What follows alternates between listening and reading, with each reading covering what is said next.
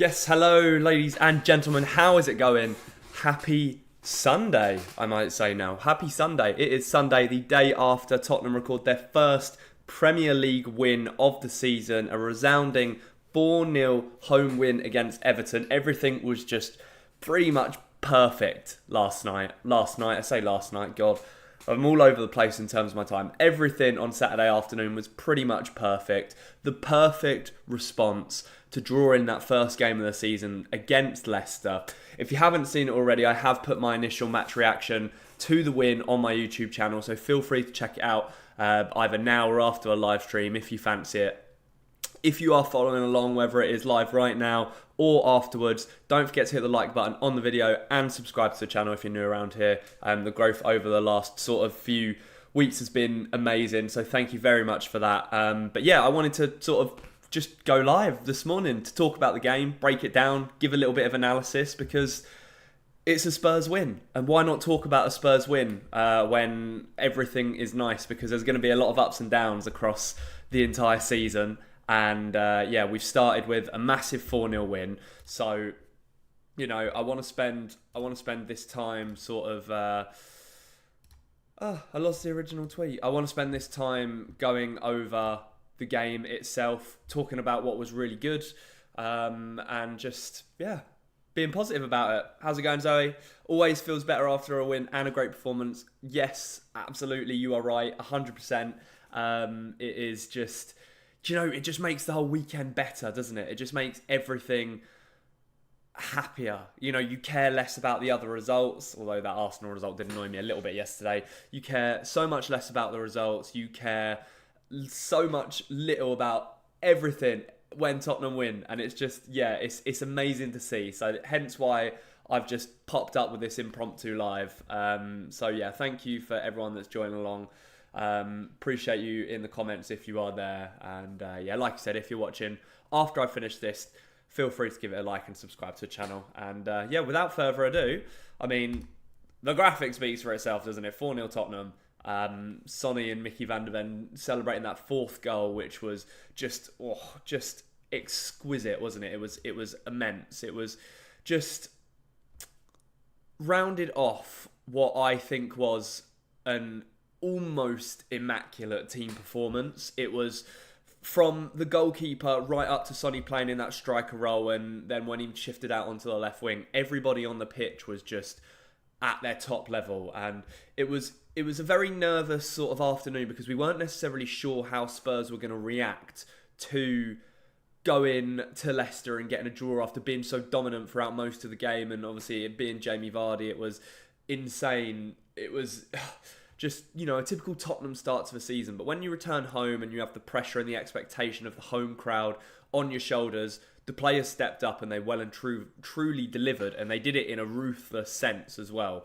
You know, there were so many good performances on the pitch. Wilson Odobert in particular, I thought, had a brilliant debut, as Zoe has just said. Looks like a little superstar, Pedro Neto, who, yeah, tell me about it. I mean, he looks like a very, very promising player. So, yeah, we will come on to him. I want to talk to him. But, you know, the first thing that I want to talk about is this post that Rob Daly, who commentates for Spurs, put up on Twitter last night. And it is talking about and showing Spurs and how they play in possession of the ball in particular. And it's a really, really nice picture. And I think it's the perfect place to start because it shows how attacking this setup under Ange Postecoglou is. It's just insane. Graham, how's it going, man? See you in the chat. If I'm not mistaken, we're actually man marking at corners. That's a big change from last season, and thank God for that. I hate zonal marking. Couldn't agree with you more, mate. Absolutely, zonal marking for me is not the way to go. It did look like we were changing things a little bit for the game yesterday. I actually think I saw from Alistair Gold, I'll search it up now, that we brought in people over the summer to help with set pieces. I'm just trying to see. I'm sure he popped up with something. Oh yeah, so the Spurs Watch tweeted out that Nick Montgomery, who arrived at Spurs in the wake of Chris Davis' departure, quickly made his mark with some of his input, in particular his discipline. He's had a strong involvement in all set-piece work at both ends of the pitch since arriving, and that has been clear already. Alistair's just replied to that and saying the actual paragraph says, He brought in a new coaching duo. Both have made their mark this summer with the input, and in particular their discipline. So as Graham has just mentioned, there is work going on. There's work going on in terms of the set piece plays and how we set up. So hopefully, look, if we can sort out the set piece problems, we will be a much, much better team. Like 100%, we will be a much, much better team. We'll see. We have missed a specialist flat, and it's good news. Bear with me a second. The YouTube chat is, I'm just going to have to make it a little bit smaller. Sorry, guys, just because of where my face cam is.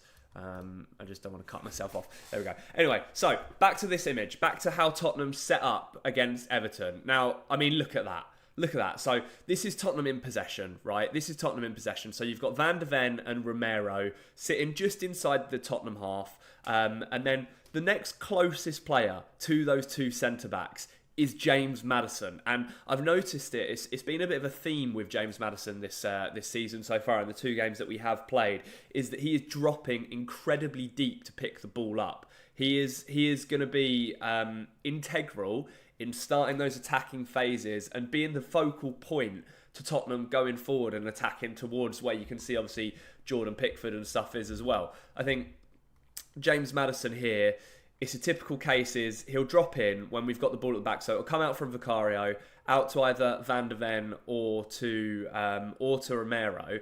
And James Maddison will want the ball. Literally, he will just want that short ball straight into his feet, and then we go. But look at the options that he has in front of him. Of course, we've got Yves Bissouma in there at the moment, who is sort of who has been back in that number 6 role against Everton, and I actually think he had an amazing game.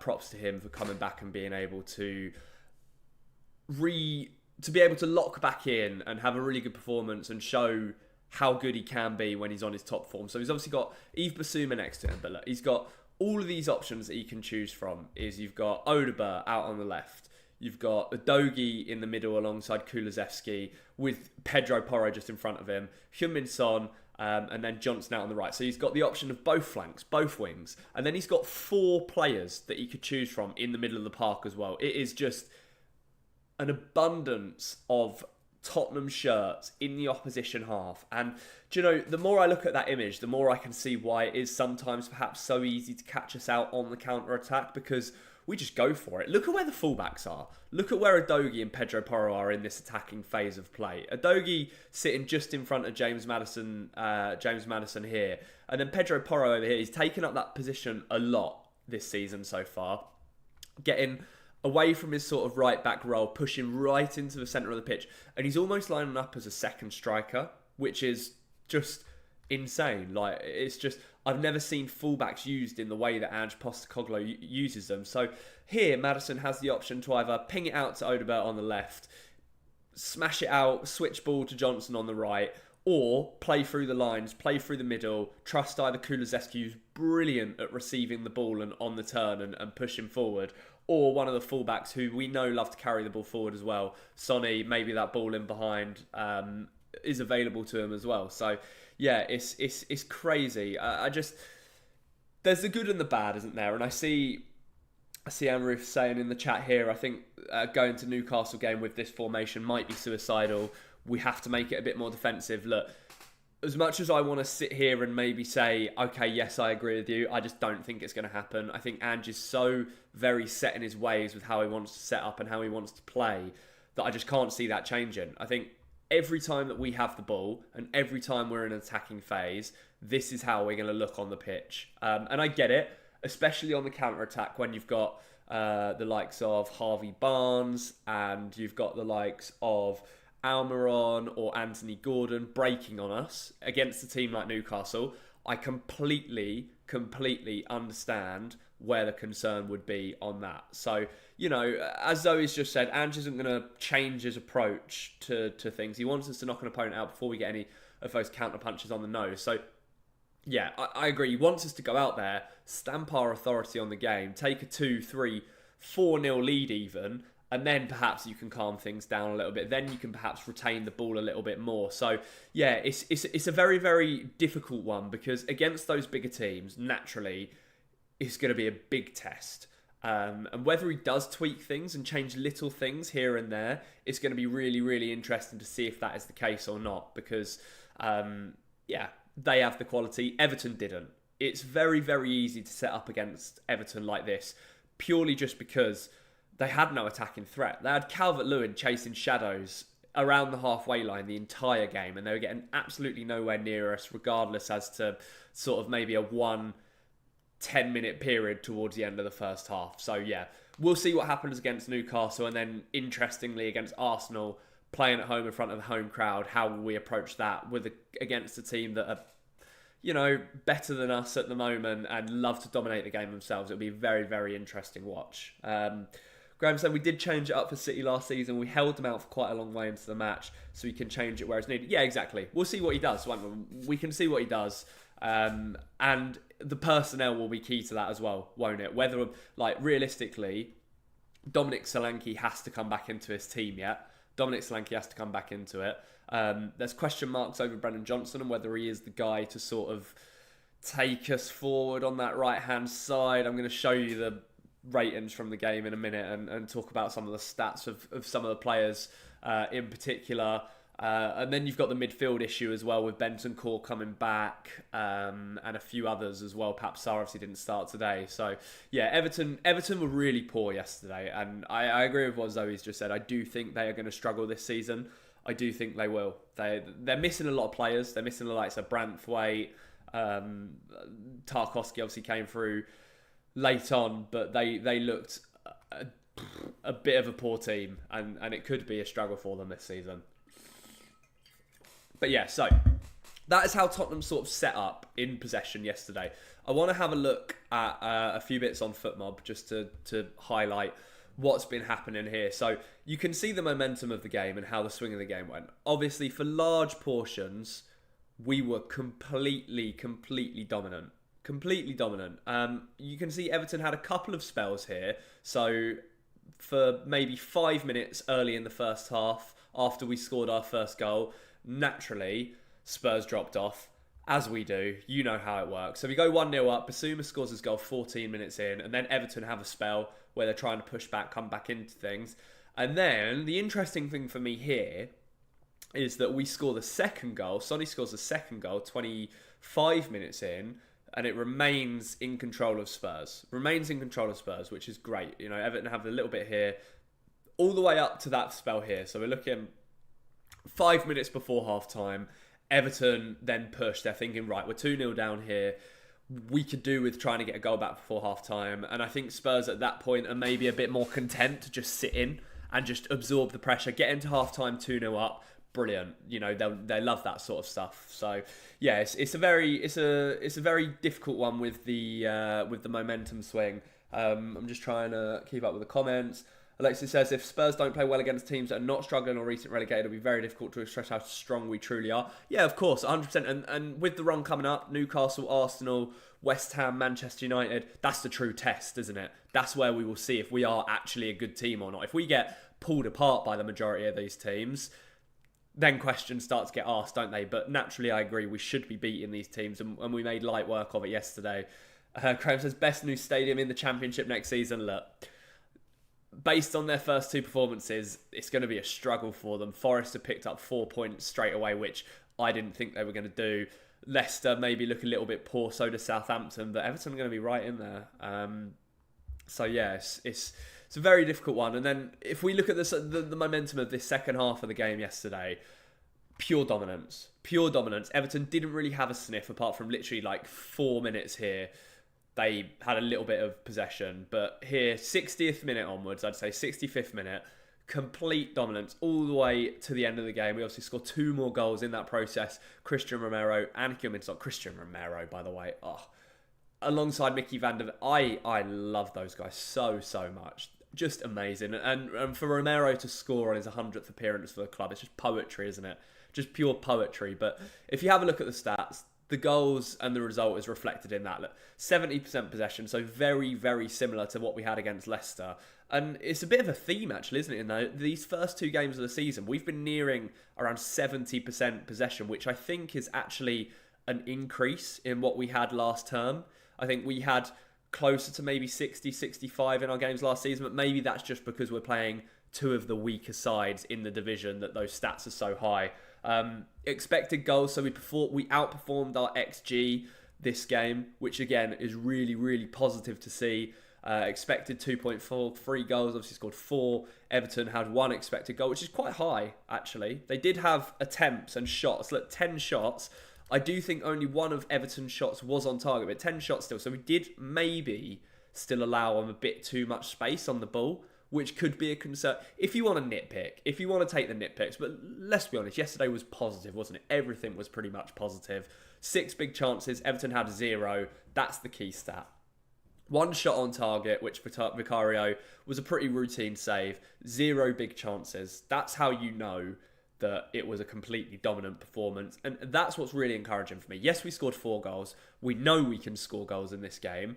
But for me, with these 4 goals, the more important thing was the defence and the fact that we kept a clean sheet. We had a really poor run in terms of keeping clean sheets, but we kept those clean sheets. And Everton didn't create a single big chance, which is brilliant. But yeah, so he's saying Johnson could be more impactful as a sub. Alexis saying when Odobert gets his legs, he's going to be class. Graham saying Calvert-Lewin spent most of the game in his own half. Our high line was on the halfway line. Yeah, I noticed that from set pieces. We set up on the halfway line, dropping in, which is very, very interesting.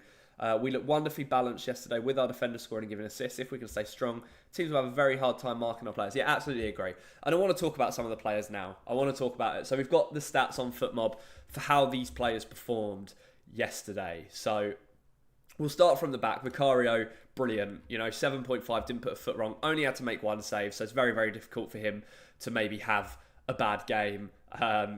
35 out of 35 successful passes. So he's really good in terms of playing out from the back as well. High claim, good. He was good from crosses, good from corners yesterday. Really, really positive performance from Vicario. I don't think we need to say too much about him.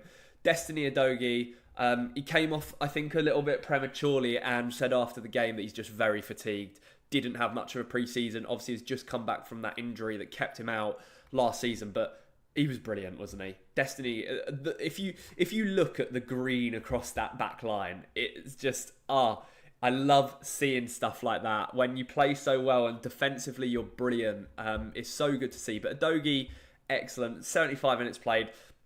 Completed 41 of his 43 passes, which is really, really positive. 6 fantasy points for any of you guys that have him in your Premier League team, in your fantasy team. 58 touches, only 2 in the opposition box, which is, I think, is a little bit low for Udogie. He loves to get into that box, drive down the left-hand side and get the ball in, or whatever it may be. Only had to make 1 tackle, made it perfectly. 6 recoveries, excellent. Really, really good tracking back and stopping those counter-attacks, which is key against teams like Everton that are going to sit up in the mid to low blocks and try and hit you on the counter-attack. So, yeah, I agree with what Graham's just said. We missed Destiny Udogie so much when he was out for injury. And boy, oh boy, is he going to be an important player for us this season, just because of how he plays. It's amazing. It's amazing. And you saw it from this picture here. The positions that he was taking up in the centre of the pitch. Someone's at my door. Well, they're going to have to wait because, busy. But, you saw it from the centre of the pitch. That Udogie was brilliant at trying to get forward and get into those attacking areas, and that's reflected in his stats as well. Brilliant. I've just seen Jordan Pickford's rating, by the way, 4.5. Oh dear, that is not good. Not good at all. Goals prevented minus 1.44. I won't focus on Pickford. I want to focus on Odobert. This man right here, Mickey van der Ven, that run for the 4th goal. He picks out the most beautiful interception, stops, I think it's Dwight McNeil playing a ball through into our box, stops it dead with a touch, and he just goes, he's off. He carries it forward from his box to the edge of the Everton box, lays Heung-min Son off with his weaker foot, with his right foot, I believe the pass was. And then Sonny obviously bags his brace from that. This guy's 23 years old. For me personally, look, it's a crime that he didn't play more for the Dutch for the Netherlands at Euro 2024. It really, really is. It's so poor. But, 90 minutes played, 1 assist, 65 out of 70 passes, 1 chance created, the Sonny one obviously, 76 touches, 8 recoveries. And that right there is Mickey van der Ven. That is what he's so good at, the recoveries, the chasing back. He had Calvert-Lewin on toast all day. The entire game, just was able to track back and stop Calvert-Lewin getting anywhere near the ball. He's just so quick. I cannot believe how quick he is. Every time I watch him, I sit there and I go, God, he's just... No one is beating him in a sprint, right? Am I right in thinking that? Forgive me if I'm wrong. If you think there's anyone out there in the Premier League that's going to beat him in a sprint to chase a loose ball, please let me know. But yeah, as Zoe has rightfully just mentioned, Mickey gave everyone a fright with his knee injury. That is just... I was sat here, and those of you that watched Last Word on Spurs, I mentioned it on the show last night, I was sat here like this. Genuinely, I was watching it, I was like, oh, Mickey, please. I was thinking, oh, we're playing really well. We've scored a couple of goals. And then Mickey goes down injury, and I was like, we cannot have anything nice, can we? At all. It makes me feel... Oh, it gives me shivers thinking about losing him for a long period of time again, because he's so important, so important, as is this man, Christian Romero.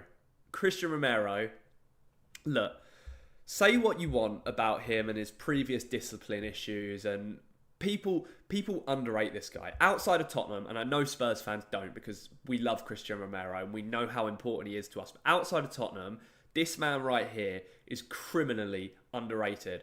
And I don't care. You can laugh at me all you want. For me, Christian Romero is one of the best centre-backs in Europe. 100% one of the best centre-backs in Europe. Yesterday, masterclass yesterday. 100th appearance for the club. So first of all, big up to him, Christian Romero. 100th appearance for the club. He grabbed his goal. He loves it. Then he threw himself at the ball from that corner. Gives James Maddison a nice assist. Gets his first goal of the season. And just magnificent. 90 out of 97 passes. He got 2 out of 3 shot accuracies. Obviously, he had that one really early in the game as well, which he kind of put straight at Jordan Pickford. 119 touches. So he was heavily involved in our build-up play. We know that. We see it every single week. 5 out of 7 long balls as well. There were 2 instances in the game yesterday against Everton. Christian Romero, played perfect balls over the top to James Maddison, who made runs in behind. The first one, Maddison didn't get his shot right and he put it kind of straight at Jordan Pickford. The second one, Maddison again, he got in behind, he was onside, he just didn't get the touch in. But Romero could have had 2 assists from those. Maddison could have had 2 goals because the balls were perfect. I love this. I love this so much. 6 out of 6 passes, tackles completed. 100% completion rate for his tackles. What does that say? What does that say about him? He is just... Since he got sent off against Chelsea last season, I haven't had really a bad thing to say about him. And do you know what? It's up for debate whether he was at fault for that goal against Leicester last week. But for me, he is just... I can't say a bad word about him. I don't know about you guys. I mean, I'm seeing it, Alexis just saying Romero is a Godzilla. 100% perfect way to describe him. 7 out of his 11 ground duels as well. 3 out of 6 aerial duels for not the tallest centre-back in the world. Really positive. Pedro Porro had a pretty good game again as well. He 99 touches, so just as involved as Romero was. 4 out of 9 accurate long balls. And, we see it again here. Like Udogie just is taking up those attacking positions, which is so encouraging to see. It helps with the overloads. It helps us keep on top of the game, keep control of possession, and then just create chance after chance after chance. It's really positive. So he had a great game yesterday as well. Should we talk about Wilson Odobert? Look, FootMob have given him a 6.7 rating here. Okay, he's in the orange, right? But hear me out. I thought it was a very positive debut. I've seen certain accounts say that they don't actually think that he did very well yesterday. They don't actually think he did much at all. I disagree, right? Let's look at the stats. Let's look at the numbers. The stats and the numbers may not be as perhaps promising as we may think they will be, but my opinion on football is you always have to consider the eye test. You have to look at the player, watch the player, and make your own judgments on that. The numbers come second, especially in their first game for the club. And there's people getting on his back already. Come on. It is his first game at the club. He joined less than a week ago. Had, I think, 2 or 3 training sessions with the squad. And then he came straight into a starting 11. And every single one of our attacks, especially in that first half, were coming down that left side with Wilson Odobert, and he just brings a different level, different dynamic to Tottenham's team, doesn't he? 31 out of 36 accurate passes, so that's decent enough. Created 1 chance, 2 out of 6 successful dribbles. So it's against perhaps what we maybe saw on the pitch. 2 out of 6. I think the what was it, Nixon or Dixon, the fella that was playing right back for Everton, he actually did pretty well, but for me, although he only completed 2 out of 6 of those dribbles, it was just nice to see our wingers want to take their player on, want to take their man on. That's the key thing for me. Kulusevski on the right-hand side or Brennan Johnson on the right-hand side, we don't see it to a level that Wilson Odobert can provide. Just that burst of pace, that instant burst of pace, straight past his man. And then maybe his final ball was lacking a little bit. But look, for his first game at the club, I think it was positive. He looked tired. Maybe he put everything into that first half performance. Maybe Ange said to him before the game, look, really, you're only going to play a maximum of 55, 60 minutes, so give me everything you got. And I think that he did that. He won 2 out of 2 aerial duels as well, positive, 5 out of 13. He was definitely tracking back, helping out defensively as well. 1 out of 3 tackles. Look, okay, he only completed 2 out of his 6 dribbles. He is only going to improve and get better the more comfortable he gets in a Tottenham shirt, in my opinion. Zoe's saying he's different from any other winger we have. That in itself is important. He is 19, exactly 19 years old. Plenty of potential there. And the fact that he comes straight into the starting 11 is testament to how much Ange probably trusts him. Alexis, the critics of Odobert right now thinks he needs to be Yamal in the first game. Stop it. Yeah, agreed. Look, he's not going to be the end product. He's not going to be the finished article straight away, is he, after one performance, having just come into the club. So give him time. Give him time. Moving on to Yves Bissouma, who, if Sonny hadn't have bagged his 2 goals, I'm not actually sure who was awarded man of the match. If anybody knows, just let me know. Let me know in the comments. Let me know in the chat. Yves Bissouma was deserving of man of the match. He was brilliant, wasn't he? Right? Like, look, I want to start off by saying I do not condone what Yves Bissouma did on Snapchat with the laughing gas, with the balloons. He knows it was wrong.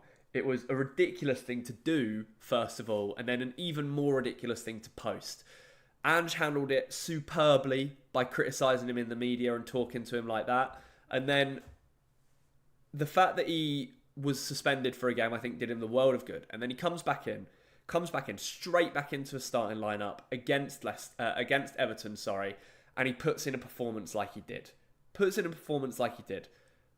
Just the perfect response. Perfect. 8.1 rating from FootMob. 1 goal, 1 shot, and the strike. Hell of a strike, by the way. Hitting it on the curl away from the keeper, cannoning it in off the crossbar. Oh, just magnificent. Brilliant stuff. 74 out of 80 passes. 93% completion rate as well. Expected goals, 0.24 from his only shot on target. So shows how difficult the strike that he pulled off actually was. 1 out of 1 shots, 86 touches.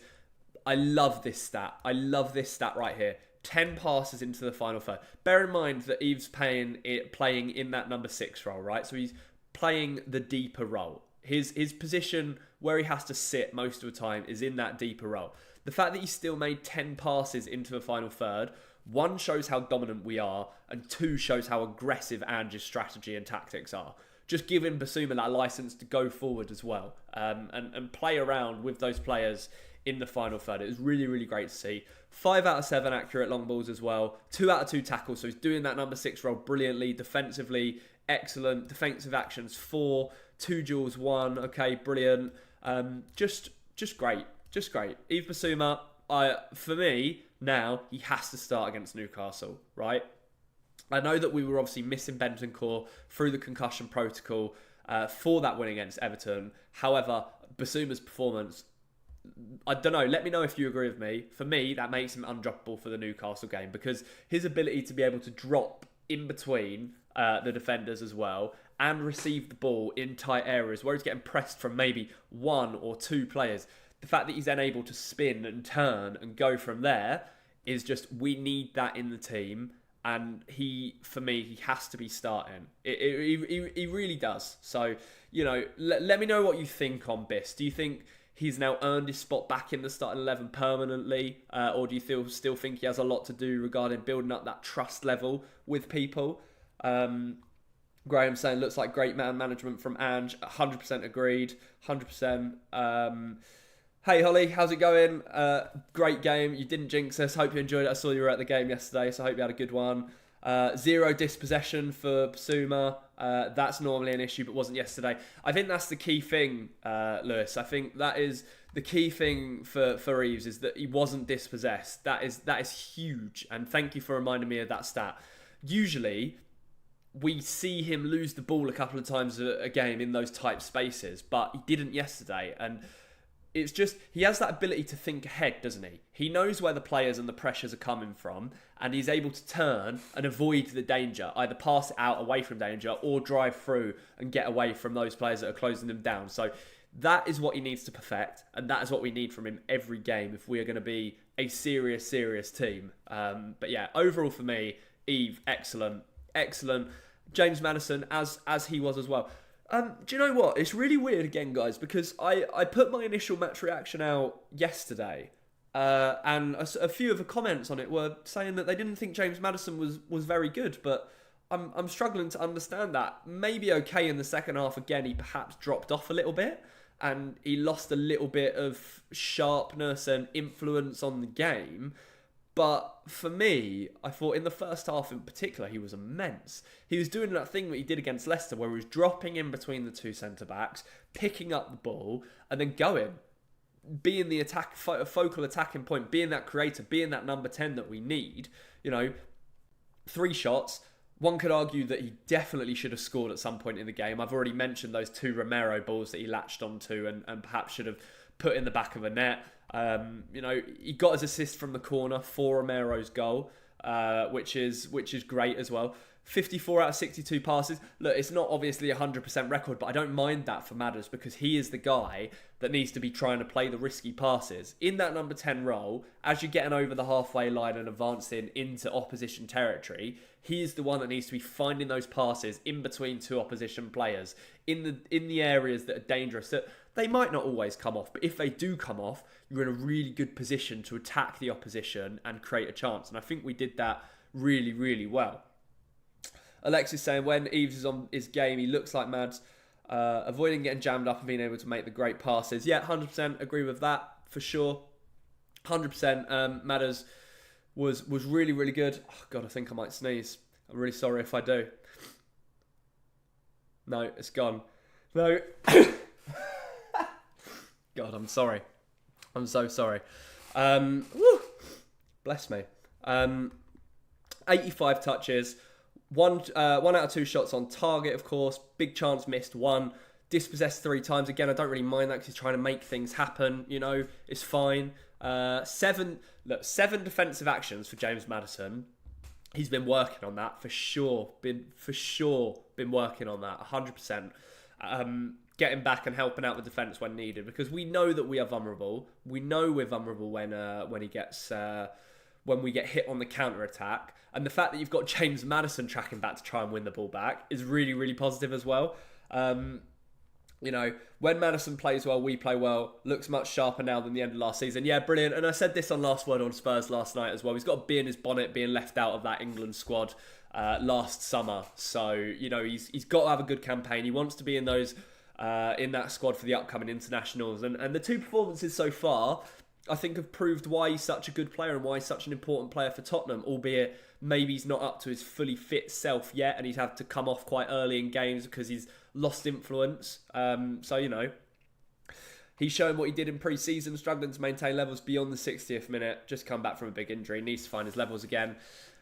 Yeah, Angelo, the sneeze was funny because I was in the middle of talking at the same time. It doesn't usually sound like that, but appreciate it, Graham. I see you as well. Thank you very much for blessing me on that. My hay fever is still killing me, but I've run out of medication. I need to get some for it. Right, quick word on the front line then. We'll start with Heung-min Son. Look, we know what we're going to get with Heung-min Son, don't we? When he's on it, he's on it. And I think he fairly had some criticism after the Leicester game, right? Because he wasn't on it. He played on that left wing. He didn't really have an influence on the game at all. He looked tired. His pressing in the second half wasn't there.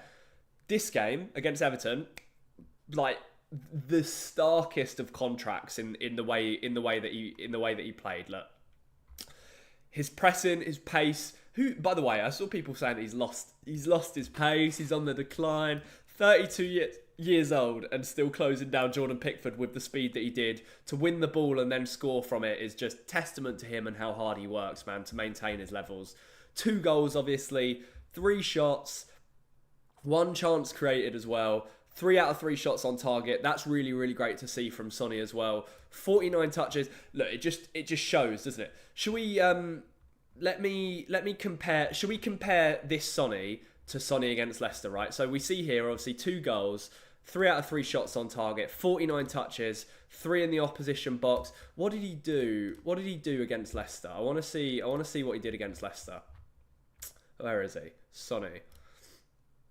89 minutes played, 1 shot against Leicester, 65 touches, more touches in the opposition box, interestingly, but you never felt like Son had as much of an influence on the game against Leicester than he did against Everton. And maybe that's because he was playing in more of a central role to start with, so he was getting on it a little bit more. But yeah, it's weird. It's almost like he had less of an influence in terms of the numbers against Everton, but he had more of an impact. And that is what Ange is talking about when it comes to being ruthless and clinical in front of goal. That was Heung-min Son yesterday. Ruthless and clinical in front of goal. We'll come on to Johnson last. Dejan Kulusevski. Guys, what did we make of Dejan Kulusevski yesterday? Because he, in my opinion, was harshly left out of the starting 11 against Leicester. Harshly. I think it was unfair that he didn't start, considering how good he played in pre-season. Obviously, you have to earn your place and you have to trust the manager based on what selections they make. But he should have started, in my opinion. I'm glad he got the nod against against Everton, and I think he deserves to start again against Newcastle. I think he's got such a influence on the way that we play going forward and the way he links the play up. Going back to Son, Graham saying he was anonymous against Leicester. I actually prefer him on the left, but he was more involved yesterday. Yeah, for sure. It's so weird, isn't it? I mean, Sonny can play wherever. He can play wherever, but I do also agree that he's better on the left. Coming back to Kulu then yesterday, looking at his numbers, only obviously 67 minutes played, 18 out of 19 accurate passes, 4 chances created. That's probably the big stat that we take away from that. 4 chances created, which was really, really promising. Obviously, his role was a bit different yesterday, wasn't it? Because you had Brennan Johnson on the right, and I mean, I know FootMob have set us up in like a 4-3-3 with Brennan Johnson as the 9 here. If anything, it would have been the swap, but we know Son was playing through the middle. So Kulusevski, 4 chances created. He obviously had that license to roam. He was almost playing as a second number 10 alongside James Maddison. Creating 4 chances is really, really excellent work. 4 touches in the opposition box. Do you know what my favourite trait about Dejan Kulusevski is? His ability to ride challenges. When they the opposition, they come in hard on him to try and put him on the ground, put him off his game. He just rides the challenge like there's no tomorrow. Honestly, really, really love the way that he does it. And then if you go back to this sort of image here, you can see that he had that license almost as a central midfielder yesterday with Johnson out on the right, but he came out a lot into this area to support Brennan Johnson down that right-hand side. And then I think he eventually, when Johnson did Johnson come off in the end? No, and he didn't. But he eventually did have more room on that right-hand side to work. So it's really, really great. 4 duels won, 3 duels lost. Positive performance. I would have him in the starting 11 against Newcastle. but it's not my decision, and I understand why people might go for other options. Zoe's saying he looks sharp. Some of those were close controlled touches. Well, KDB-esque. Yeah, brilliant. I agree with that. It's a great comparison, actually. Graham saying he was, if Kulu had more pace, he would be class. He's hard to get off the ball. Yeah, that's what I mean. His ability to ride challenges. So difficult to get off the ball. It's crazy. Alexis saying, if Richie could hold the ball up like Kulusevski, he would score 40 goals. Billy's Boots, how's it going, man? Interstate that Ange talking about evolving and Odobert offering something different. Decky does that in spades.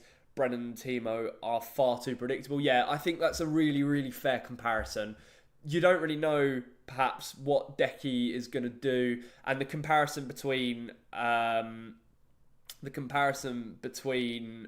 Odobert and Kulusevski how they play as wingers is so different, and I like having that variety in the team. That's what I really like.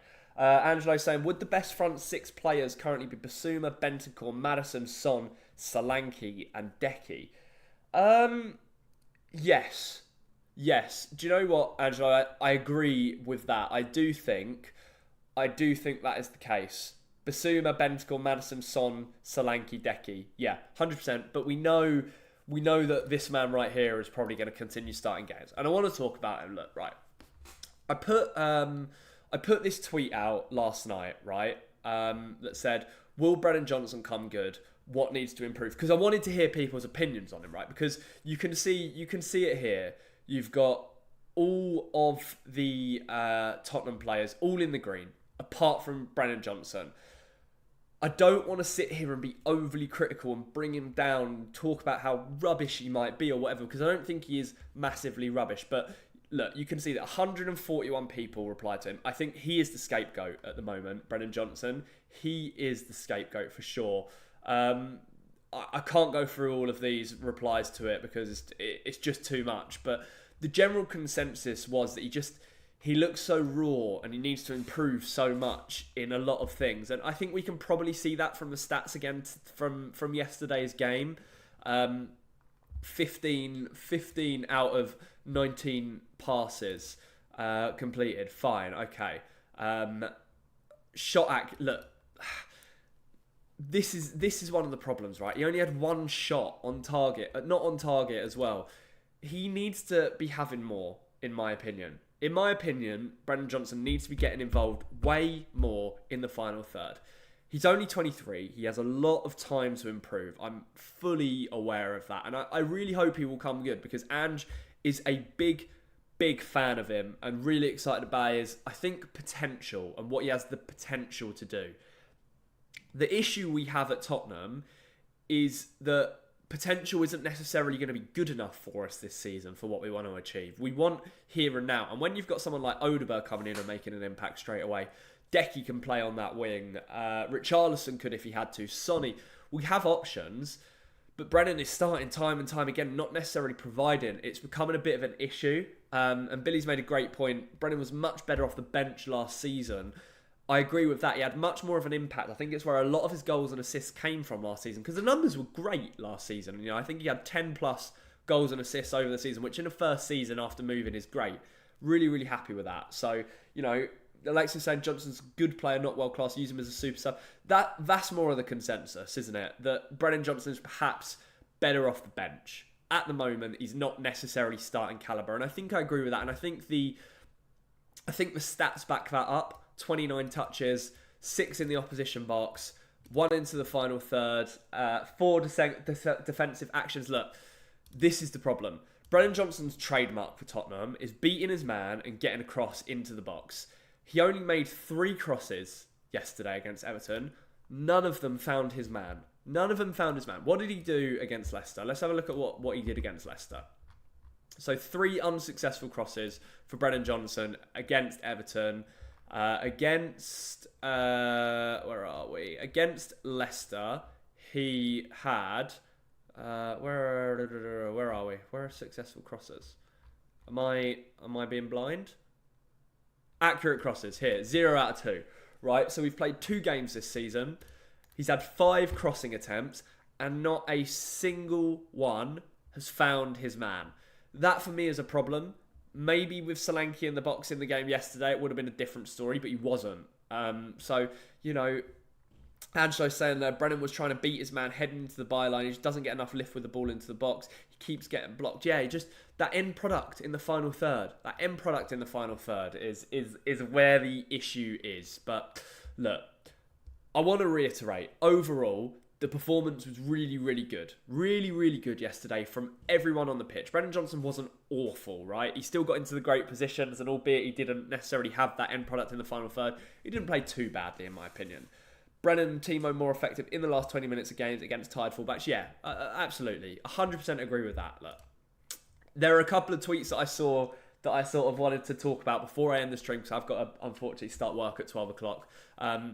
This man right here, Christian Romero, we've talked about him already. He is the highlight. 6 goals in the last 2 Premier League seasons. 5 last season. I think he was the highest scoring defender in the Premier League last season.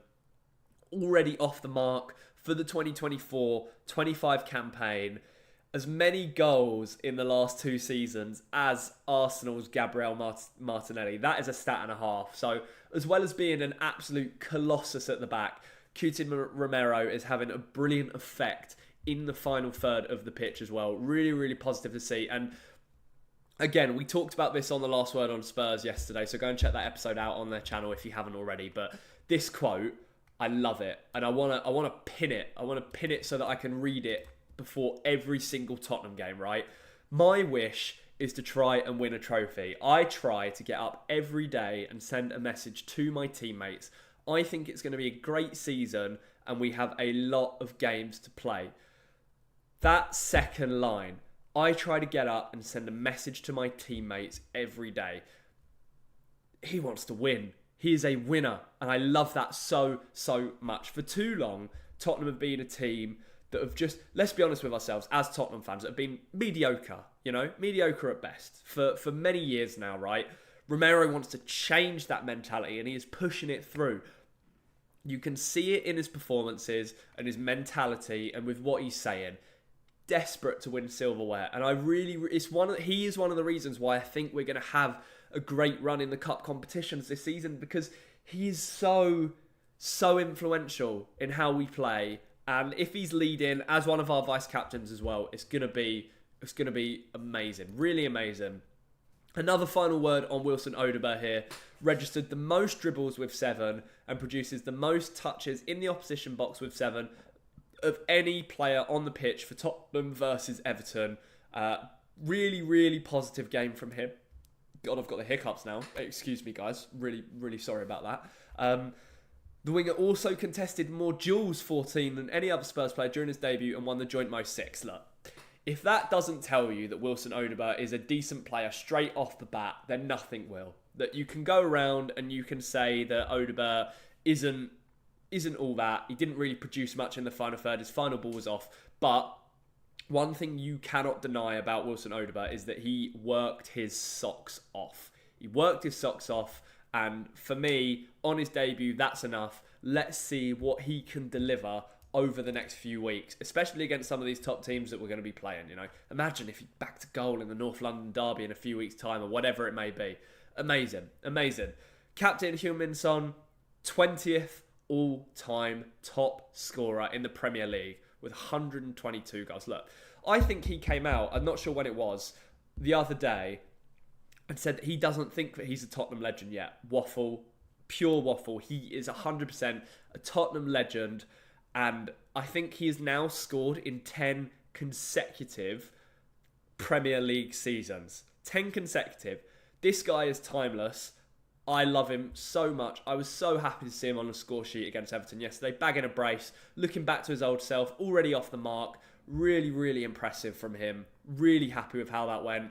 And then a couple more, they'll come to that in a second. Yves Bissouma's performance against Everton by the numbers. 73 minutes played, 1 goal, 73 out of 79 passes completed, 10 passes into the final third, 5 out of 7 accurate long balls, 0 times dispossessed, which, as Lewis mentioned in the chat earlier, is the key stat. Didn't get possessed a single time. Huge. You need more of that from him. 2 out of 2 tackles won, 1 clearance, 1 interception, 2 out of 3 ground duels won, 0 fouls committed.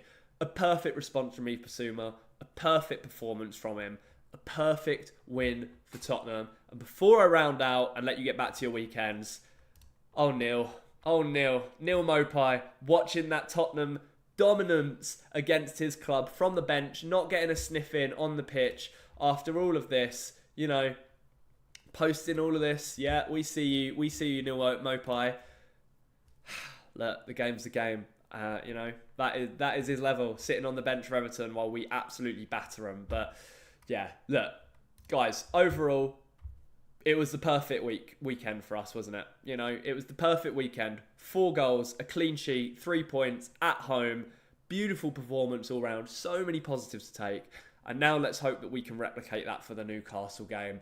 If we can go to Newcastle and get a result, I will be very, very, I don't want to say surprised, but I will be delighted with that, especially with the North London derby straight afterward, which is very, very hit and miss with Arsenal going for 3 wins in a row at our new stadium. Oh, God, don't want to think about that. But look, I've had a brilliant weekend because of Spurs. I hope you guys have as well. I hope you've enjoyed this live stream. Something a bit new, something a bit different, talking about the game, breaking it down afterwards. If you like it, let me know in the comments and I will do more. I could do like preview shows as well, heading before the games. Just hop on a YouTube live, and if anybody wants to come along and talk to me and break the game down with me, whether it's after the match or before it, then please let me know. I'm more than happy to do more of these.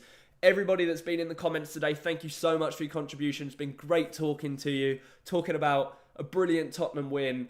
So much more football on today, so please go and enjoy that. F1's on as well if you guys love that. I do, so I'll be watching a little bit of everything while I'm working. And yeah, look, thank you very much for tuning in. Really appreciate your company. Enjoy the rest of your weekends. I'll be back soon with the videos during the week and some more live streams. Yeah, as I say,